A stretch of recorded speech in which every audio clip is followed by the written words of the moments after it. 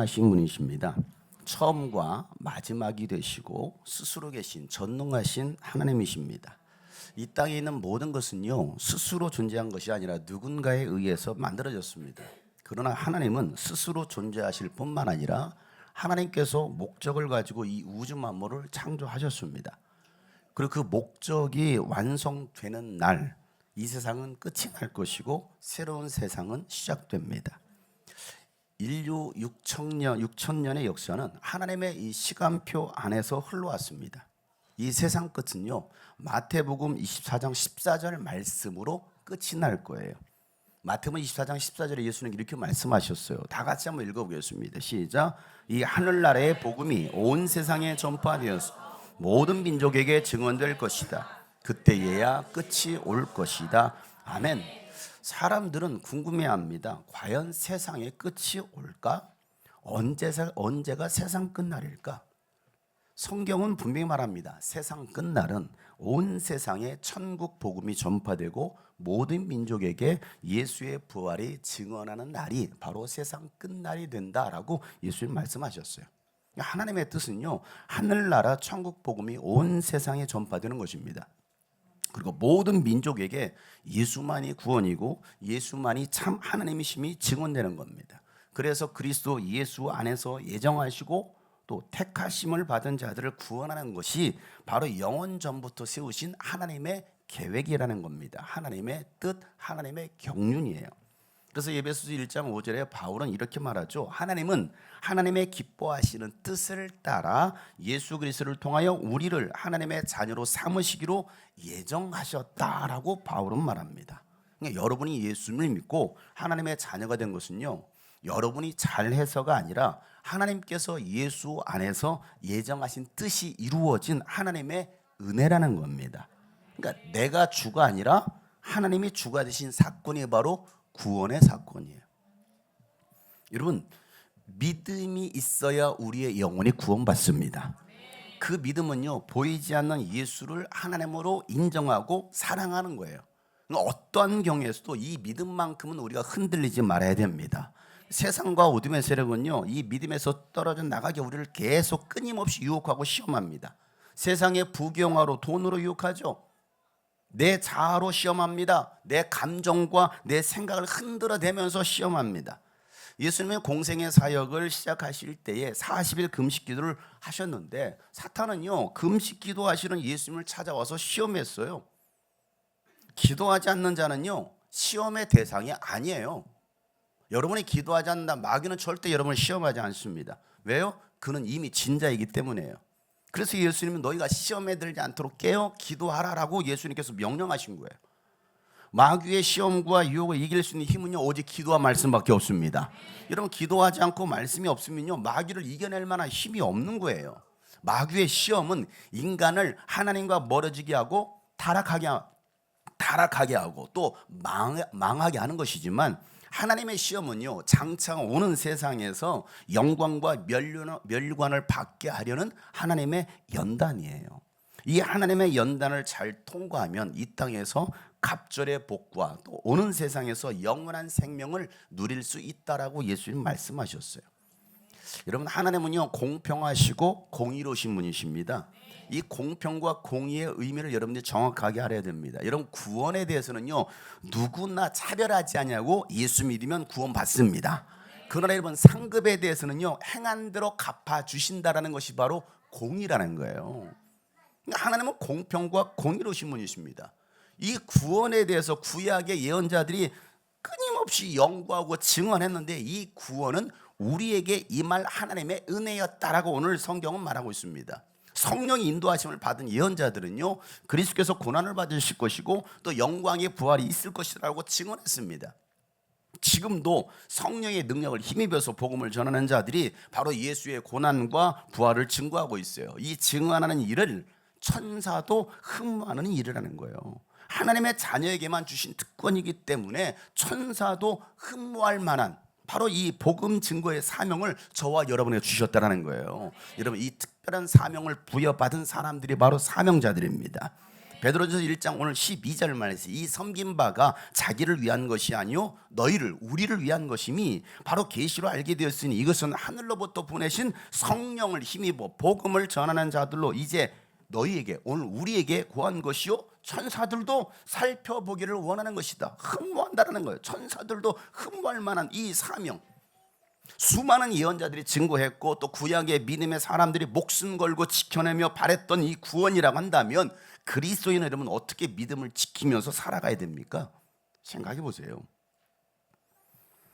베드로는요 흩어진 그리스도인들에게 그리스도인의 삶에 대해서 강력하게 오늘 말씀하고 있습니다. 왜냐하면 베드로 자신도 넘어진 적이 있었기 때문입니다. 현대를 살아가는 기독교인들이 들어야 될 말씀이 오늘 이 본문의 말씀이에요.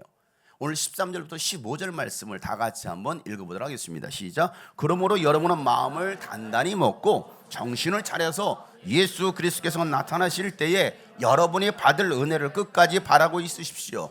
순종하는 자녀로서 여러분은 전에 모르고 쫓았던 욕망을 따라 살지 말고 여러분을 불러주신 그 거룩하신 분을 따라 모든 행실을 거룩하게 하십시오. 아멘. 여러분 기독교는요 예수를 믿고 구원받은 것으로 끝나는 것이 아니에요. 여러분 기독교가 비난의 대상이 되고 기독교인들의 조롱의 대상이 되는 이유가 어디 있습니까? 기독교만이 절대 진리고 절대 도덕과 윤리의 기준이 바로 기독교이기 때문입니다. 그런데 그렇게 살지 않는 기독교인들과 이 교회 공동체에 보면서 사람들은 손가락질을 하는 거예요. 여러분 이런 말 많이 들어보셨을 거예요. 야 교회 다니는 사람이 왜 그래? 이런 말 들어보셨죠? 야 교회 다니면서 너는 그렇게 사냐? 교회 다니는 사람만큼은 그래서는 안 된다라는 거예요. 야 절에 다니는 사람이 왜 그래? 이런 말은 듣기 힘들어요. 야 무당 쫓아다니는 사람이 너 왜 그래? 이런 말도 듣지 않습니다. 야 교회 다니는 애가 왜 그렇게 살아? 그 말이 무슨 말입니까? 교회만이 절대 진리고 절대 도덕과 윤리 가치 기준이라는 겁니다.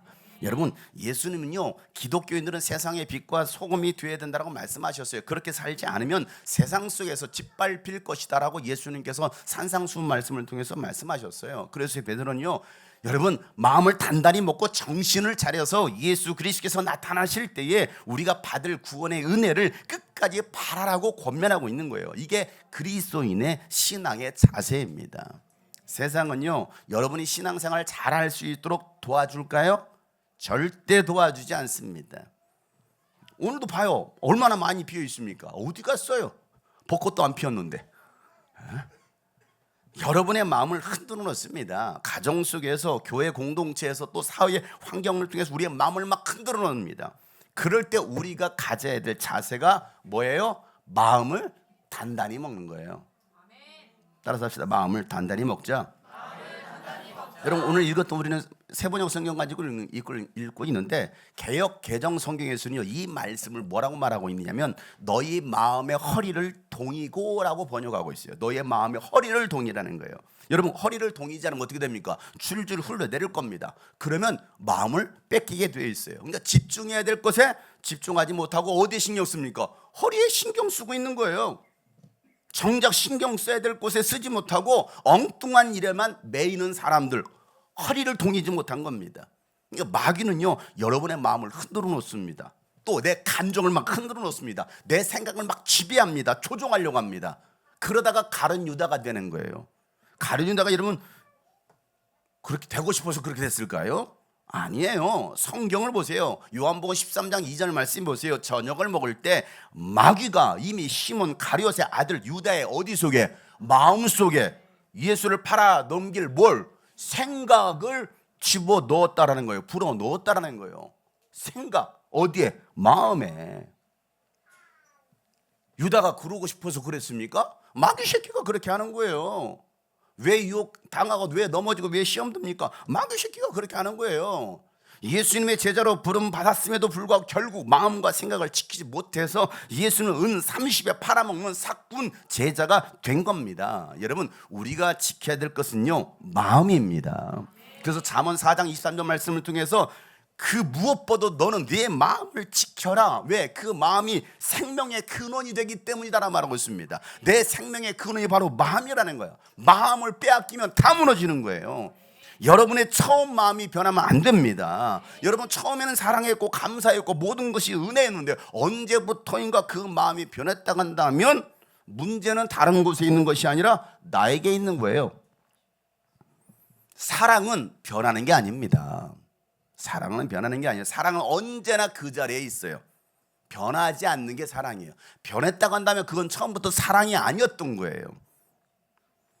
사람은 들어갈 때 마음과 나올 때 마음이 다르다라고 하는데요, 그건요 사실 건강하지 못한 마음이에요. 처음 교사가 되었을 때 마음과 시간이 흐른 뒤에 마음이 달라졌다면 그건 그 사람이 변한 거예요. 혜림이가 이제 유치원 선생님이 됐어요. 이제 쫙 출근했습니다. 내가 이제 이런 마음 가지고 내 아이들을 사랑해야지. 한 달 만에 아우 애들 신기 짜증나, 힘들어, 말도 더럽게 안 들어. 어제도 나한테 얘기를 하더라고. 이런 비슷한 얘기를 하더라고요. 비슷한 얘기를. 우리 교회 애들이 똑똑했던 거야. 똑같은 나이인데 애들이 말도 그렇게 안 듣고 그림을 그리는데 아니 하루도 색연필 한 개 가지고 색칠을 하는데 얘는 4개를 들고 색칠을 한다는 거야. 그래서 아이고 힘들어요. 말을 안. 처음 마음이 바뀌었다 한다면 그건 그 아이의 문제가 아니라 난 혜령이가 문제가 있다는 말 하는 게 아니에요. 그건 내가 문제가 있는 거예요. 그렇잖아요. 생각해 보세요. 사람이 변한 거예요. 여러분 처음 의사가 되고 또 정치인이 되고 목사가 되고 또 아내가 되고 남편이 되었다면 처음 마음 그대로 간직하거나 더 뜨거워져야 되는 거 아닙니까? 그잖아요. 근데 뭔가 식어지고 있다고 한다면 변한 거예요. 그 사람이 변한 거예요. 그 사람이. 하나님은요 예배소 교회를 향하여 이런 말씀을 하십니다. 예배소 2장 4절부터 5절 말씀에 그러나 너에게 나무랄 것이다. 그것은 네가 처음 사랑을 버린 것이다. 그러므로 네가 어디에서 떨어졌는지를 생각해내서 회개하고 처음에 하던 일을 하여라. 그렇게 하지 않고 회개하지 않으면 다 같이 시작. 내가 가서 네 촛대를 그 자리에서 옮기겠다. 아멘. 뭐라고 말씀하십니까? 어디에서 떨어졌는가를 생각하고 뭐 하라는 거예요? 회개하라는 겁니다. 그래서 처음에 하던 일을 하라는 거예요. 다시 말해서 더 뜨겁게 사랑하라는 겁니다. 더 뜨겁게 헌신하라는 겁니다. 더 뜨겁게 기도하고 더 뜨겁게 예배하고 더 뜨겁게 영혼을 사랑하라는 것입니다. 그들이 마음의 허리를 동이는 사람들이라는 겁니다. 여러분 그리스도인의 가져야 두 번째 자세는요 정신을 차리라는 거예요. 뭐 하라고요? 정신 차려라. 옆에 사람 보고 정신 차립시다. 정신 차려. 여러분 호랑이에게 물려가도 뭐만 돈만 있으면 살 수 있다. 호랑이에게 물려가도 정신만 차리면 살 수 있다라는 여러분 속담 있는 것처럼 신앙생활은요 정신을 차리고 하는 거예요. 정신 차리지 않으면요 자기가 지금 무슨 일을 하고 있는지 무슨 말을 하고 있는지 내가 지금 무슨 행동을 하고 있는지도 모릅니다. 정신 나간 사람은 절대 건들면 안 돼요. 정신 나간 사람도 있잖아요. 이거 건들면 안 돼요, 여러분. 그 사람은 뭘 말싸움을 합니까? 말 상대가 안 돼요. 대화가 안 돼요. 소통이 안 되는 거예요. 정신이 나가버리면. 내가 정신이 나가면요, 내 가족과도 소통이 안 되는 거예요. 정신이 나갔을 때는요, 자신의 모습을 제대로 보지 못합니다. 내가 정상이래. 나만 정상이래. 아니거든요. 여러분 베드로가 정신을 빼앗기고 나니까 예수님을 3번씩이나 부인하고 저주하고 떠나잖아요. 다 버릴 줄 나는 절대 버리지 않겠습니다. 나는 예수를 끝까지 따라가겠습니다 했던 그 베드로가 3번씩 부인하고 저주하며 떠나갔던 그 사람 베드로. 그런 자신의 모습이라면 얼마나 부끄럽습니까? 그래서 그가 한다는 것이 뭐예요? 다시 갈릴리로 가서 고기 잡는 거예요. 절대 하지 말아야 될 행동을 베드로가 하고 있는 겁니다, 여러분. 옛 모습으로 옛 시몬으로 돌아간 겁니다. 제가 가끔 이런 말을 합니다. 여러분 교회 안에서 교회 다니다가 신앙생활하다가 시험 들었어도 제발 하지 말아야 될 행동이 교회를 떠나는 것입니다. 제가 이 얘기를 해요. 왜 그런지 아십니까? 그 자리를 지키고 있으면요, 그래도 돌이킬 수 있는 기회라도 있습니다. 왜냐하면 말씀이 내 영혼을 살게 하기 때문입니다. 여러분, 넘어지고 실패한 경험이 있었던 이 베드로의 마음의 소리가 야, 정신을 차려라고 말씀하고 있는 거예요. 그래서 베드로전서 곳곳에서요, 정신을 차리란 말을 계속 베드로는 반복합니다. 왜? 자신이 정신을 못 차려봤거든. 그래서 베드로전서 4장 7절 말씀에 다 같이 한번 읽어보겠습니다. 시작. 만물의 마지막에 가까이 왔습니다. 그러므로 정신을 차리고 삼가 조심하여 기도. 아멘. 여러분, 마지막 때가 비어서 정신 차리라는 겁니다. 또 5장 8절 말씀 다 같이 시작. 정신을 차리고 깨어 있으십시오. 여러분의 원수 마귀는 우는 사자같이 삼킬 자를 두루 차. 아멘. 여러분, 왜 이렇게 반복해서 베드로전서를 쓰고 있을까요? 정신을 못 차리고 있는 사람들이 있다는 거. 어디 안에? 교회 안에 정신 못 차리는 사람. 바울도 같은 말을 합니다. 데살로니가전서 5장 6절 말씀에 그러므로 우리는 다른 사람들처럼 뭐하지 말고 잠자지 말고 깨어 있으며 뭐하라고요? 정신을 차립시다. 데살로니가전서 5장 8절 말씀에도 그러나 우리는 낮에 속한 사람이로 뭐하고 정신을 차리고 믿음과 사랑을 가슴막이 갑옷으로 입고 구원의 소망을 투구로 씁시다 라고 말하고 있습니다. 고린도전서 15장 34절 말씀도 똑바로 정신을 차리고 죄를 짓지 마십시오. 여러분을 부끄럽게 하려고 내가 이 말을 합니다만 여러분 가운데 더러는 하나님을 아는 지식이 없다라는 거예요. 자기는 하나님을 안다라고 생각하지만 하나님을 아는 지식이 없다라는 겁니다. 교회를 다니지만 예수를 믿고 있지만 하나님을 아는 지식이 없다라는 겁니다. 그러니까 정신 차리라는 거예요. 디모데후서 4장 5절 말씀에도 그러나 그대는 모든 일에 정신을 차려서 고난을 참으며 전도자의 일을 하며 그대의 직무를 완수하십시오라고 디모데에게 말하고 있어요. 사랑하는 주님이 꿈꾸신 교회 성도 여러분, 우리 모두 정신 차려서 신앙생활 합시다. 여러분, 정신 차리지 않으면요, 마귀가 우는 사자처럼 여러분을 삼킬 겁니다. 여러분, 마귀에게 틈을 주지 말고 정신 차리고 두 눈에 힘을 붓고. 눈에 지금 힘 메가리가 없어요. 다들 자, 두 눈에 힘을 주시고 부릅 뜨시고. 뜨려고 해도 눈이 안 떠지는 사람이 있어요. 지금 눈을 뜨시고 다 같이 예수 이름으로 마귀 새끼는 가라. 마귀는 가라 할 것도 없어. 그냥 마귀 새끼는 갈아야지. 그러니까 마귀의 자존심을 깎아서 다시 눈을 부릅뜨고. 흐리멍텅이 이러면 안 돼요. 그럼 마귀 들어올 수도 있어요. 예수 이름으로 마귀 새끼는 가라. 아멘. 여러분, 정신을 차려서 마귀를 대적하는 여러분 되시길 바랍니다. 정신 차리지 못하니까 잡혀 먹히는 거예요. 지금도 시키는데 안 따라 사는 사람 몇 사람 있어요. 정신 못 차리는 인간인 거예요. 정신 못 차리고 있어. 이렇게 말을 해도. 자, 그리스도인이 가져야 될 세 번째 자세는요, 은혜를 끝까지 바라라는 겁니다.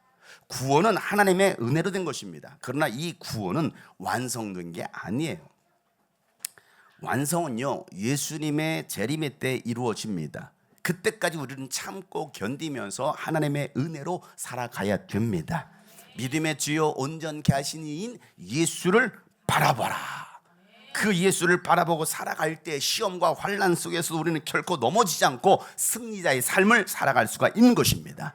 여러분, 예수님도요, 이 십자가의 고난을 견디신 것은 부활의 영광이 있음을 바라셨기 때문에 견디신 거예요. 그러니까 우리에게 다가올 이 구원의 은혜를 생각하면서 야, 나도 그 예수님의 그 부활에 동참하겠구나 생각하면서 지금의 시간을 믿음으로 버티며 살아낼 수 있는 저와 여러분 되시기를 예수 이름으로 축복합니다. 여러분, 예수 그리스도께서 나타나실 때 우리에게 임할 은혜를 바라는 사람들은요, 순종하는 자녀처럼 육신의 욕망을 따라 살지 않아요. 육신을 따라 살면 죽을 것이지만 성령으로 몸의 행실을 죽이면 내 영이 살아난다라고 바울은 로마서 8장 12절에 13절에 말씀하고 있어요. 육신을 끊임없이 성령을 따라 살지 못하도록 합니다. 기도하지 못하게 해요. 헌신하지 못하게 합니다. 전도하지 못하게 합니다. 예배 생활하지 못하게 합니다. 그래서 우리는 육신을 쳐서라도 복종케 해야 된다는 거예요. 육신에 끌려다니는 사람들이 아니라 하나님의 나라의 일을 위하여 육신을 끌고 다니는 사람들이 돼야 되는 것입니다. 그들이 바로 하나님의 자녀들이고 하나님께서 부르신 거룩한 자들이라는 거예요. 여러분, 하나님이 거룩하시니 그리스도인들도 모든 행실에 있어서 거룩해야 되는 겁니다. 그래서 오늘 15절 16절에 베드로가 이렇게 말하고 있습니다. 여러분을 불러주신 그 거룩하신 분을 따라 모든 행실을 거룩하게 하십시오. 다 같이 시작. 성경에 기록하기를 내가 거룩하니 너희도 거룩하여라 하였. 아멘. 하나님은 거룩하시니 너희도 거룩하여라. 우리의 행실이, 모든 행실이 거룩해야 된다는 거예요. 여러분, 그리스도인이 가져야 될 네 번째 자세는요, 나그네 삶으로 살아가라는 겁니다. 어떤 삶으로 살아가요? 나그네 삶으로. 인생은 나그네 길, 어디서 왔다가 어디로 가는가. 미안해요, 흘러간 팝송을 불러서. 인생이 무엇이냐? 나그네 삶이라는 거야. 그런데 이건 성경에서 말하고 있어요. 성경에서. 오늘 17절 말씀 다 같이 한번 읽어볼까요? 시작. 그리고 사람을 겉모양으로 판단하지 않으시고 각 사람의 행위로 심판하시는 분을 여러분이 아버지라고 부르고 있으니 여러분은 나그네 삶을 사는 동안 두려운 마음으로 살아가십시오. 아멘. 하나님은요, 각 사람의 행위대로 심판하시는 분이십니다. 내가 이 땅에서 무슨 일을 하면 어떻게 살았느냐에 따라서 마지막 심판대 앞에서 웃을 수 있는 사람과 슬피 울며 이를 갈 사람이 있을 거예요. 이렇게 나눠집니다. 그래서 요한계시록 22장에 보면 12절부터 보아라, 내가 곧 가겠다. 나는 각 사람에게 그 행위대로 갚아주려고 뭘 가지고? 상을 가지고 간다. 나는 알파며 오메가 곧 처음이며 마지막이요 시작이며 끝이다. 생명나무에 이르는 권리를 차지하려고, 그리고 성문으로 해서 도성에 들어가려고 자기 겉옷을 깨끗이 예수의 피로 빠는 사람이 바로 복이 있다는 겁니다. 그러나 개들과 마술쟁이들과 음행하는 자들과 살인자들과 우상숭배자들과 거짓을 사랑하고 행하는 자들은 다 바깥에 남아 있게 될 것이다라고 말하고 있습니다. 이게 마지막 요한계시록 마지막 장에 기록된 성경이에요. 여러분, 우리네 인생은요, 나그네 인생이에요. 나그네 인생. 이 땅에 영원히 머물 존재가 아닙니다. 언젠가 끝이 오면요, 모두가 주님 앞에 서게 될 겁니다. 이 땅에서 잘 먹고 잘 살았던 지위가 있든 없든 그거와 전혀 상관없이 모두가 주님의 그 심판대에 설 거예요. 그땐 주님 앞에서 행한 일들만 남게 될 거예요. 내가 이 땅에 어떻게 살았는가. 그래서 바울은 고린도서 3장 15절부터 11절부터 15절 말씀에 이렇게 말씀하시죠. 아무도 이미 놓은 기초이신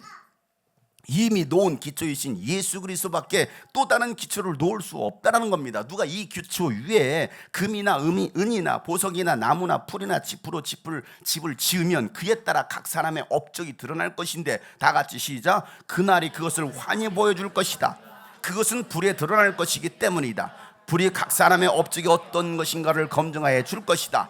어떤 사람이 만든 작품이 그대로 남으면 그는 상을 받을 것이요, 어떤 사람의 작품이 타버리면 그는 손해를 볼 것이다. 그러나 그 사람은 구원을 받을 것이지만 불속을 헤치고 나오듯 할 것임. 아멘. 여러분, 우리의 신앙은요, 예수 그리스도밖에 없습니다. 우리 신앙의 기초가 예수 그리스도가 돼야 되지, 내 인격이 되어서도 안 되고요, 내 야망이 되어서도 안 되는 거예요. 왜 우리 신앙사를 내 야망 위에 세웁니까? 내 인격 위에 세웁니까? 여러분, 신앙의 기초가 세상의 온갖 사상과 이론이 되어서도 안 되고요, 사람이 되어서도 안 되는 겁니다. 내가 쌓아놓은 그 업적이 마지막 이 심판의 불로 태워졌을 때 내가 만든 작품이 그대로 남아있으면 상을 받겠지만, 다 타버리면 구원은 받는데 부끄러운 구원이 되고 말 것이다라고 말하고 있는 거예요. 나는 과연 어떤 작품을 만들고 있느냐는 거예요. 나는 지금 어떤 업적을 쌓고 있느냐는 거예요. 여러분, 신앙사람들은 어떤 업적을 쌓고 계십니까? 그대로 남을 업적입니까? 아니면 다 타버릴 업적입니까? 나그네 인생인 우리가 남겨야 될 업적은 과연 무엇입니까? 예수님은요, 우리에게 그분의 피를 우리에게 주셨습니다. 우리는 그 피로 거룩해졌고 구원을 받았습니다. 여러분, 예수님의 피 흘림이 없었다고 한다면 우리는 여전히 죄 아래 눌려서 저주의 고통 가운데 살았을 것입니다. 영적인 평안과 자유도 없으면서 또 서로 죽이고 서로 빼앗고 파멸시키는 삶을 살아갔을 것입니다. 세상의 것을 가졌어도 행복이 없는, 남들보다 더 많은 것을 가졌는데 여전히 공허한 삶을 살다가 죽어서 영원한 지옥 형벌을 받게 될 가장 비참한 인상이 되었을 거예요. 예수의 피가 없었다고 한다면, 예수 그리스도의 그 은혜가 없었다고 한다면. 그런데 예수의 피가 우리를 해방시켜 주셨습니다. 그래서 공허한 나그네가 아니라 행복한 나그네가 된 거예요. 여러분, 목적 없이 떠도는 인생이 아니라 분명한 삶의 목적을 알고 살아가는 나그네가 된 것입니다. 오늘은 이곳, 내일은 저곳에서 복음을 증거하며 살아갈 수 있는 사람, 그가 진짜 참 진리를 깨달은 나그네라는 거예요. 그리스도 예수 안에서 우리는 다시 태어났습니다. 선한 일을 위하여 예수님 안에서 새롭게 빚으신, 정말 우리는 예수님의 작품이 되었습니다. 여러분, 이렇게 된 것은요, 썩을 씨로 된 것이 아니라 썩지 않을 영원한 살아계신 하나님의 말씀으로 되었다는 거예요. 그러니 우리가 할 일은 순결한 마음으로 서로 뜨겁게 사랑해라. 그들이 바로 그리스도인들이다. 그들이 바로 예수 믿는 청년이고 예수 믿는 사람이다라고 오늘 베드로는 말씀하고 있습니다. 베드로전서 1장 22절 23절 말씀, 나같이 큰 목소리로 시작. 여러분은 진리에 순종함으로 영혼을 정결하게 하여서 꾸밈없이 서로 사랑하기에 이르러 순결한 마음으로 서로 뜨겁게 사랑하십시오. 여러분은 다시 태어났습니다. 그것은 썩을 씨로 된 것이 썩지 않을 씨, 곧 살아계시고 영원하신 하나님의 말씀. 아멘. 아직도 정신을 못 차리는 사람이 있어서 성경을 안 읽어요. 그렇게 말을 했는데도. 내가 지금 어떤 상태인가를 여러분 빨리 깨달으셔야 됩니다. 여러분, 비록 부족하고 허물이 있어 보여도요, 서로 이해하고 용납하고 사랑하는 사람들, 그들이 말씀으로 거룩해진 사람들이고 그들이 바로 거룩한 성전이라는 거예요. 여러분, 우리의 육체는 영원하지 않습니다. 지금은 아름답고 화려하고 있어 보이지만요, 언젠가는요 얼굴에 주름이 가요. 그래서 막 주름이 가고 막 눈도 흐려지고 안 보여요. 안 보여. 기력도 쇠집니다. 그러나 하나님의 말씀은 영원합니다. 육체는 늙고 병들고 죽음을 향해서 가지만 하나님의 말씀은 영원하기에, 살아있는 동안에 우리가 붙들 것은 오직 말씀밖에 없습니다. 왜? 말씀이 생명이기 때문입니다. 그래서 오늘 24절 25절에 다 같이 큰 소리를 읽겠습니다. 시작. 모든 육체는 풀과 같고 그 모든 영광은 풀의 꽃과 같다. 풀은 마르고 꽃은 떨어지되 주님의 말씀은 영원. 아멘. 이게 바로 복음이라는 겁니다. 무엇이 복음입니까? 말씀이 나를 살립니다. 살아있는 말씀은 반드시 다 이루어집니다. 여러분, 영원한 하나님의 말씀은 이곳뿐만 아니라 지구 반대편 파라과이에서도 통일했어요. 하나님의 말씀은 한족이든 인디오족이든 통일하게 역사가 일어납니다. 왜? 하나님의 말씀이 살아있기 때문에. 동유럽 종교개혁지 비전트리 팀을 다 보내고 월요일 밤에 보내고 독일 드레스덴으로 제가 돌아가는 길에 제 몸에 이상을 느꼈어요. 그래서 이수영 선교사님에게 제가 긴급하게 교인 중에 혹시 의사가 있는지 요청을 했습니다.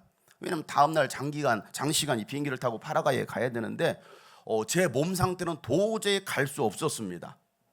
그래서 도착하자마자 그냥 들어 누웠습니다. 근데 감사하게 밤 10시쯤에 의사인 성도가, 그 교회 성도 의사가 약을 가져오다가 약으로는 안 될 것 같다는 거예요. 왜? 파라과이까지 가는 시간이 수십 시간이니까. 그래서 병원에 가가지고, 그 밤에 병원에 가가지고 수액까지 챙겨가지고 와서 저희를 수액을 맞춰줬어요. 그리고 몇 시간을 쓰러져 있었습니다.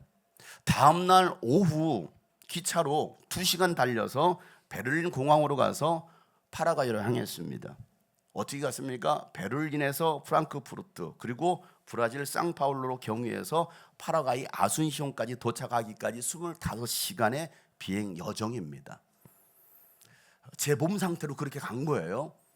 아순시온 공항에 딱 도착했는데 이명숙 교사님이 저를 딱 보자마자 핏기 하나 없는 그분이 걸어 나오는 걸 보고, 이분을 모시고 그 다음 날부터 집회를 갈 수 있을까 고민하다가 일정을 다 취소해야 되나 이렇게 걱정을 했다는 거예요.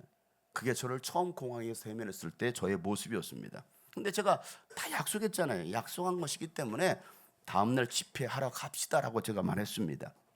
그래서 그 다음날 아침에 밥도 안 들어가, 기운은 다 빠져있고 그냥 힘 하나도 없이, 그리고 6시간을 달려서 집회 장소인 산페드로 으르부가에 밤 10시에 도착했어요. 12시 반에 출발했는데, 자, 그 지역은 반군 세력이 주둔하는 도시로 파라과이 사람들도 위험해서 잘 들어가지 않고 선교사들도 들어가지 않는 그런 곳이었습니다. 저는 그런 곳인 줄 몰랐어요. 그냥 가자고 하지 간 거예요. 가는 6시간 동안 파라과이 얘기를 해주는데요. 그곳 인디오들은 설교를 들어도 반응을 보이지 않고요, 감정의 희노애락이 없는 사람들입니다. 그러니까 그 집회 장소인 으르부카라는 그 지역에 사는 사람들은요, 주민등록도 되어 있지 않은 사람, 거기는 핸드폰도 안 터집니다. 사람이 죽어도 모르는, 사람 취급 당하지 않는 그런 마을이에요. 그런 마을로 간 겁니다. 여러 목사님들이 성지에 방문하면서 그곳에 가가지고 집회를 했어요. 근데 인디어들이 다 무섭게, 인디안 생각해 보세요. 인디안들이 무섭게 다 노려보고 아무런 반응도 보이지 않으니까 목사님들이 왜 이런 곳에 데려왔냐고 승질승질 다 부리고 그러고 갔다라는 거예요. 그러니 저에게 하시는 이야기가, 인디어들이 반응을 보이지 않아도 목사님 절대 절망하지 마세요. 그리고 어차피 거기는 과라니어를 쓰니까 파라과이 원주민어, 인디아너, 그러니까 이 과라니어를 쓰니까 말도 잘 안 통한다라는 거예요. 저는요, 미리 준비해간 스페인어 찬양 악보를 가져갔는데 다 던져버렸어요. 어차피 스페인어도 안 통한다는데. 저녁 8시 반에 집회가 시작되었어요. 제가 의지할 것은 하나님의 말씀밖에 없었습니다. 성령님이 도와주셔야 저는 그냥 도와주지 않으면 저는 아무것도 할 수 없는 그런 사람이었습니다. 저는 오직 예수 그리스도의 복음을 전했습니다. 여러분들이 기도해 주셔서 하나님께서 역사해 주셨습니다. 여러분, 말씀을 듣는 가운데 인디오들의 마음이 막 움직이기 시작해요. 그러더니 반응 보이지 않는다는 사람들이 막 아멘을 하고요, 막 손을 들고요, 찬양하고요, 하나님 앞에 나오라니까 하나님 앞으로 나와서 무릎을 꿇고 기도하기 시작합니다. 10시까지 집회가 진행됐어요. 그 모습을 지켜봤던 선교사님이 내가 9년 있는 동안 이곳에 수없이 와봤는데 단 한 번도 보지 못했던 장면을 보았다라고 하면서 감동하시는 거예요. 인디오 사람들은 이러지 않는데, 이런 적이 없었는데 하면서 막 놀라운 은혜가 임했다라는 거예요. 제 옆에서 설교를 통역으로 도와준 형제는요, 4살 때에 성결교 선교사인 아버지를 따라서 파라과이 와서 산지 25년 된 28살 된 전도사였습니다. 이 형제도 수많은 목사님들을 만났잖아요. 선교지 다녀봤잖아요. 통역도 얼마나 많이 해봤겠습니까? 그런데 이런 통역은 처음이고 이런 집회는 처음이라는 거예요. 그러면서 이 친구가 통역하면서 은혜 받기 시작해요. 집회를 마치고 제가 숙소로 돌아와서 잠을 자고요, 그 다음날 아침 일찍 일어나서 마을길을 혼자 산책하다가 앞에 원주민 집이 보이길래 근처로 갔습니다. 근데 근처는 갑자기 빵! 하면서 총소리가 나는 거예요. 놀랬죠? 저 놀랬어요. 그냥 걸어가고 있는데 갑자기 빵! 소리가 나는, 가다 멈췄잖아요. 그리고 혹시 내가 잘못 들었나 하고서 다시 한 두세 발 다시 걸어갔습니다. 그런데 갑자기 빵! 또 2번째. 제가 어떻게 했을까요? 바로 제가 뒷걸음질을 쳤습니다. 그리고 숙소로 돌아왔어요. 깜짝 놀랐어요. 분명히 총소리였어요. 총 2발. 제가 조금 더 갔으면 총 맞았을지도 몰라요. 현지인 목사님이요, 점심 식사를 초대해서 집으로 갔는데요, 돈가스처럼 튀긴 소고기와 빵과 고구마 같이 생긴 만디오카를 내주셨습니다. 그것은요, 가게도 없고 먹을 것도 없어요. 아무것도 없어요. 그러니까 그런 마을이다 보니까 진짜 귀한 것을 준비하신 거예요. 귀한 손님들 왔다고. 소고기를 칼로 써는데요, 안 썰어져요. 그리고 간신히 썰어서 잘라서 씹는데요, 고무를 씹는 것 같아. 아무리 씹어도 안 삼켜지는 거예요. 그래도 어떻게 합니까? 귀한 손님이라고 귀한 걸 대접했는데 맛있는 표정을 먹었어요. 씹어 먹었습니다. 그리고 반절을 먹었습니다. 또 옥수수 가루로 만든 빵이 있는데요, 한 입에 넣었어요. 맛있어 보길래. 얼마나 퍽퍽하던지 이게 목구멍을 안 넘어가요. 그래도 준비해 준 것이니까 먹어야 되잖아요. 맛있게 먹어요. 근데 현지인 목사님과 선교사님 또 그 형제는요, 스페인어하고 과라니어를 하니까 대화를 하는데 자기네들끼리만 얘기하는 거예요. 저하고 한계리는요, 알아듣지도 못하고 끼지도 못해. 자기네들끼리만 1시간을 얘기하는 거, 1시간 반인가 얘기하는 겁니다. 그런 사이에 강아지 한 마리, 고양이 한 마리, 병아리 한 마리가 제 발밑에 왔다 갔다 하는 거예요. 그래서 저는요 소고기를 썰어가지고 몰래 강아지하고 고양이한테 줬습니다. 그리고 그 빵은요 병아리에게 줬어요. 병아리가 맛이 있었는데 막 삐약삐약 하더니 다른 병아리들이 막 부르기 시작했어요.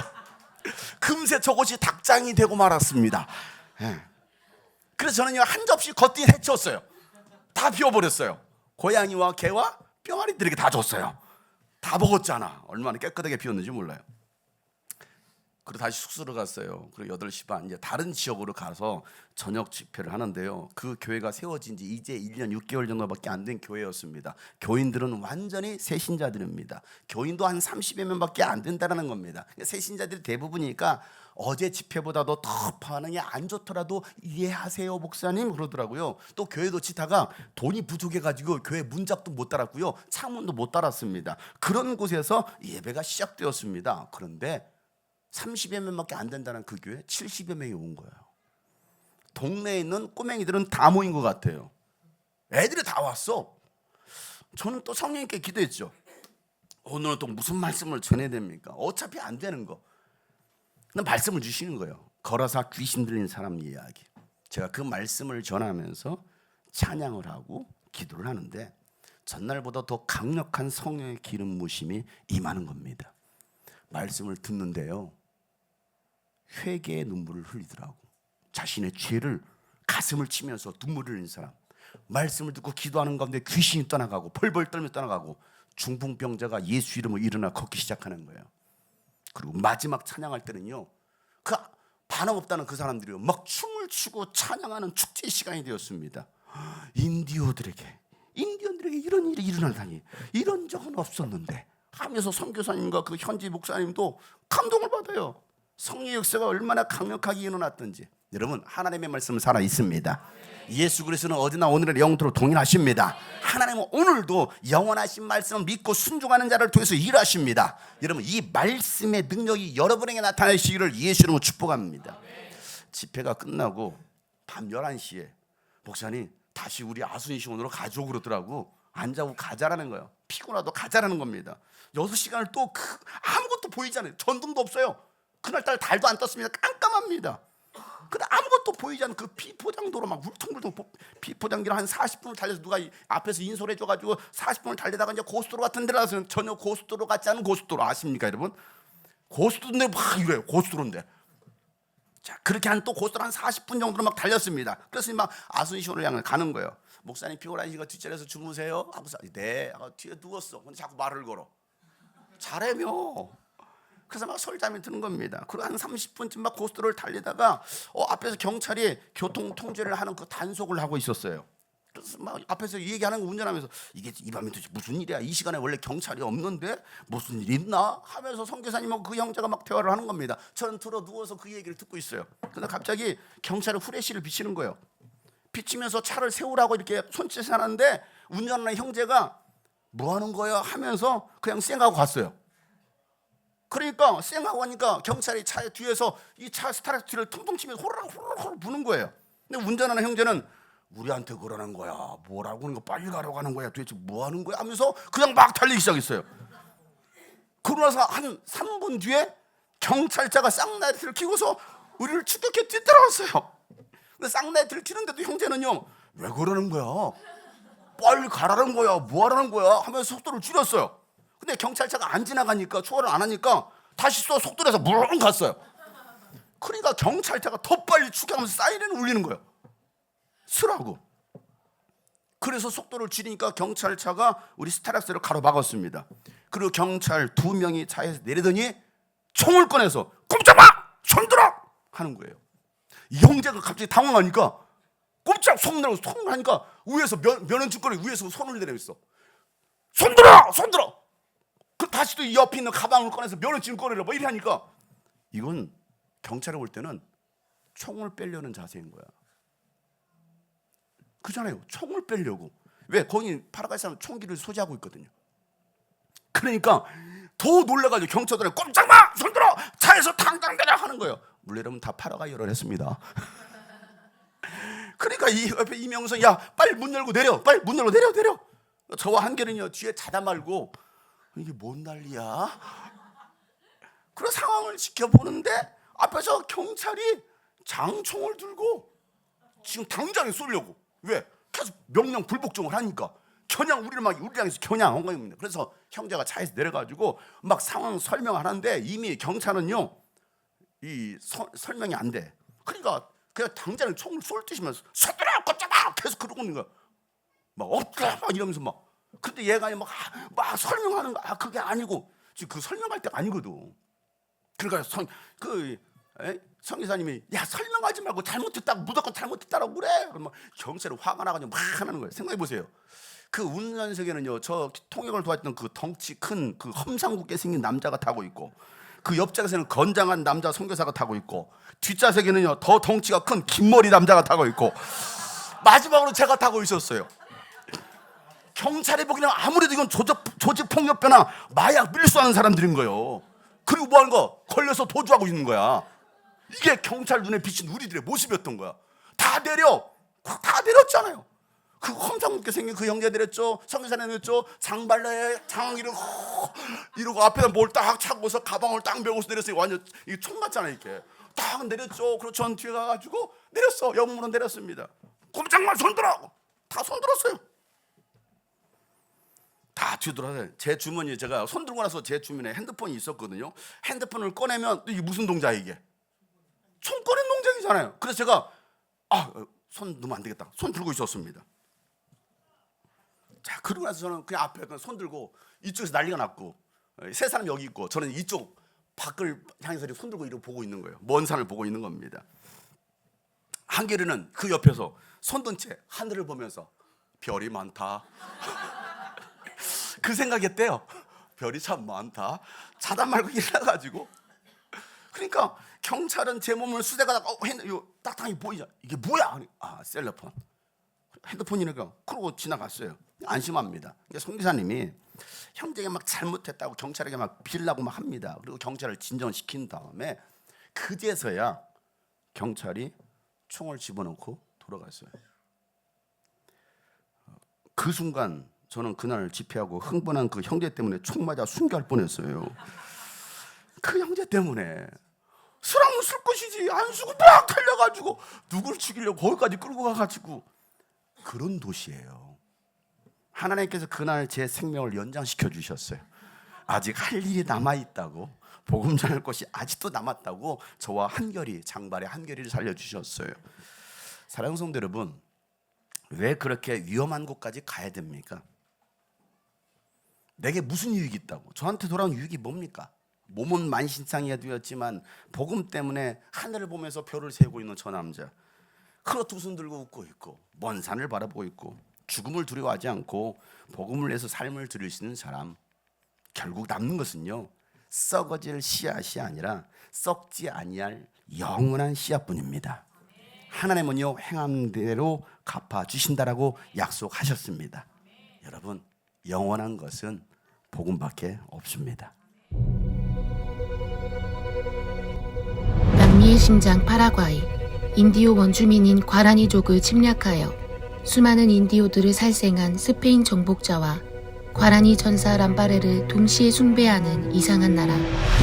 수도 아순시온이 다 보이는 가장 높은 언덕인 세로 람바레에 사탄 숭배자들인 프리메이슨이 국가 건립 기념탑을 세우고 파라과이의 정치, 경제, 교육, 문화를 저주하고 질병과 동성애, 마약으로 병들어가도록 매년 국가 지도자들이 모여 피해 제사를 지내며 바알 신을 위한 카니발 축제가 열리는 파라과이. 그곳에서 예수의 보혈이 뿌려져 축복의 파라다이스가 되도록 기도하며 찬양하였습니다.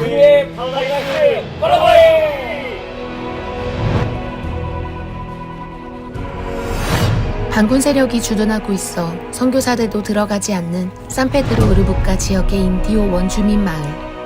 킨탈리네아 교회와 새로운 지평성 교회에 강력한 성령의 역사가 일어났습니다.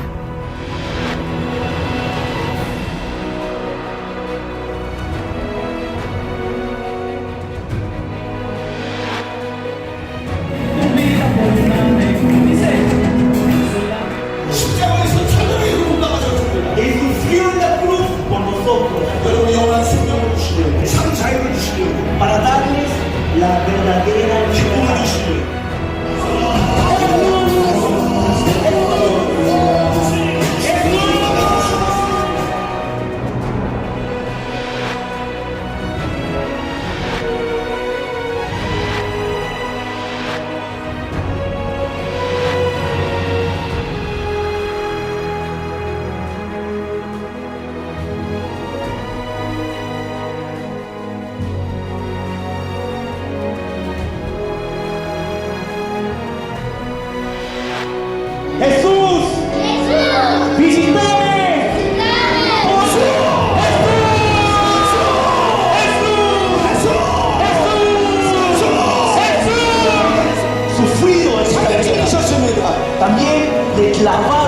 십자가에서 철저하게 고통당하셨습니다. 이전에 경험해보지 못한 성령의 임재에 눈물로 회개를 하고 기쁨으로 찬양할 때 중풍병자가 일어나며 귀신이 떠나가고 어둠과 저주에 사로잡혀 있던 인디오들에게 치유와 자유가 임했습니다.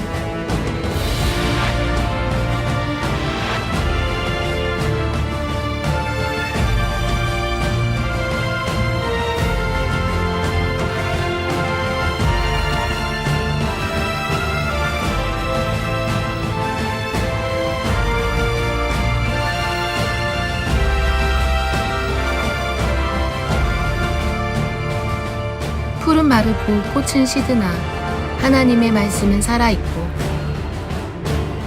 예수 그리스도는 어제나 오늘이나 영원토록 동일하십니다. 모든 열방이 하나님을 예배하는 그날까지 우린 부활의 증인되어 땅끝까지 나아가야 합니다. 주님 오실 길을 예비해야 합니다. 하나님은 오늘도 죽으면 죽으리라 사명을 감당한 한 사람을 찾고 계십니다.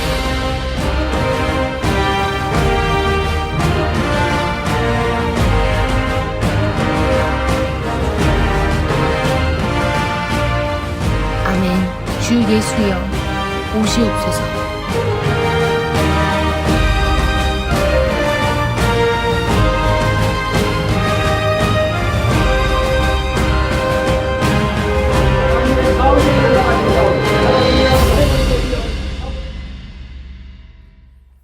하나님의 말씀은 영원합니다. 그 살아계신 하나님의 말씀을 믿고 붙드는 여러분 되시기를 축복합니다. 이 세상에 참된 위로 없습니다. 오직 복음만이 위로가 됩니다. 함께 고백하며 찬양하며 기도합니다. 이 세상에 참된 위로 없으니 복음만이 위로입니다.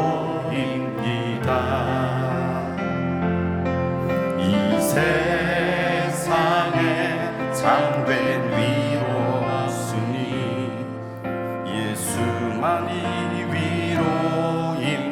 위로입니다. 이 세상을 우리 떠나게 될 거예요. 이 세상에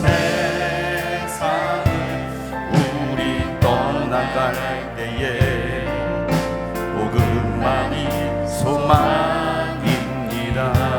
이 세상을 우리 떠나갈 때 이 세상을 우리 떠나갈 예수만이 소망입니다. 예수만이 소망입니다. 복음 안에 복음 안에 소망이네. 복음 안에 생명이네. 부른 자의 소망 위로는 오직 복음만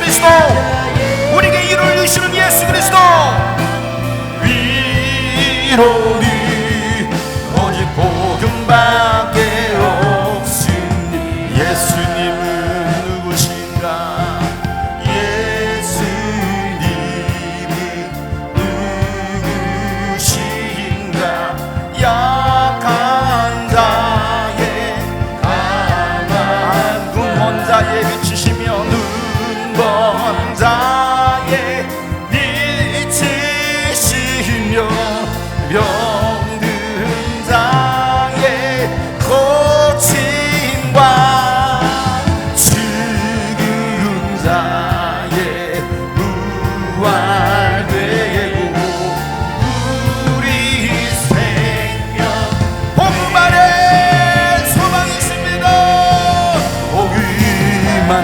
복음만의 소망. 여러분 복음을 붙드세요. 복음을 믿으세요. 오직 예수만이 복음입니다. 생명인데 오는 자의 소망 되신 예수 그리스도를 믿으라. 영원하신 하나님의 말씀 복음 밖에 없습니다. 복음만의 소망인데 예수 안에 생명인데 예수 안에 생명인데 주님 우리의 눈물을 닦아주시옵소서. 하늘의 유로를 받게 하여 주시옵소서. 주님 우리를 만져주시고 우리를 다시 회복케 하여 주시옵소서.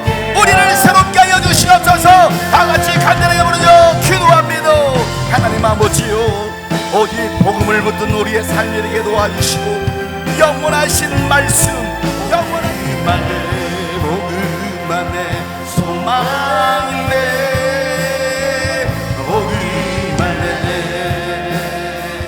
생명인데 부는 자의 소망 위로니 오직 복음밖에 없습니다. 복음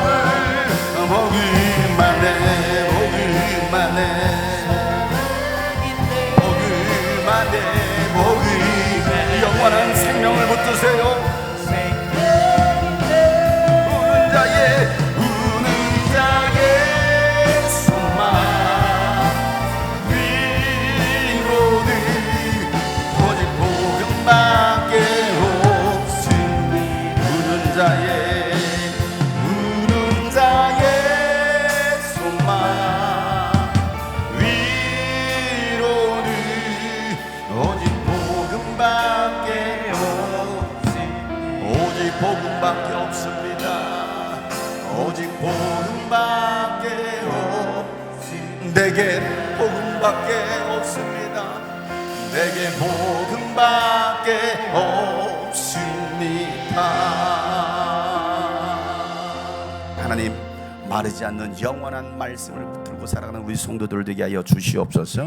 어떤 상황 속에서 흔들리지 아니하고 주님의 재림의 때를 사모하며 그 예수 그리스도의 부활의 증인의 삶을 살아가는 우리 모든 성도들 되게 하여 주시옵소서. 그래서 하나님, 저희들을 통하여 정말 주님만이 영광 받으시고 오직 주님의 나라가 세워지는 일에 우리 모든 성도들, 우리 주님이 꿈꾸신 귀가 쓰임받게 하여 주시옵소서. 이제는 우리 구주 예수 그리스도의 은혜와 하나님 아버지의 놀랍고도 지극하신 사랑과 성령님의 감화와 감동의 동 충만하심이 오늘 말씀 붙들고 저희들의 삶의 현장으로 나가는 모든 하나님의 사람들 머리 위에 이제부터 영원토록 함께 하시기를 간절히 축복하며 기도하옵나이다. 아멘.